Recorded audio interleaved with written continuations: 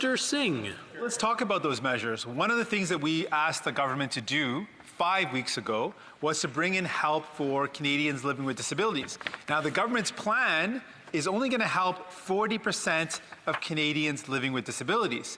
Will the government commit to helping all Canadians living with disabilities and propose a plan that will do so?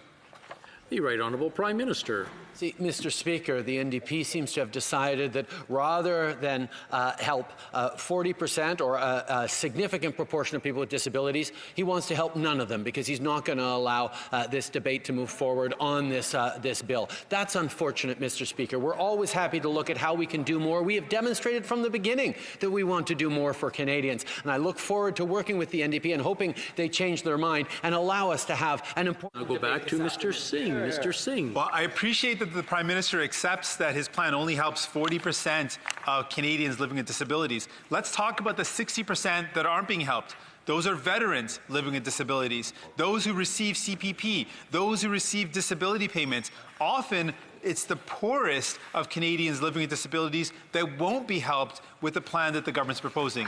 Will the government help all Canadians living with disabilities? Honourable Prime Minister. Mr. Speaker, our proposal will help 100% of Canadians who receive the disability tax credit, including many veterans. The fact is we are there to support the disability community. We are there to support Canadians with disabilities. Why is the NDP not allowing us to move forward on debating and voting on this important legislation? Mr. Singh, we have 43 seconds for a question and answer. That's the exact problem with the Liberal proposal. It's a tax credit approach which excludes the vast majority of Canadians living with disabilities. That is the wrong approach. We made it very clear. If this government extends CERB, if they ensure that there's no penalties on those who are desperate and needed help, and if they help all Canadians, we will move forward. All Canadians living with disabilities, will the government do that?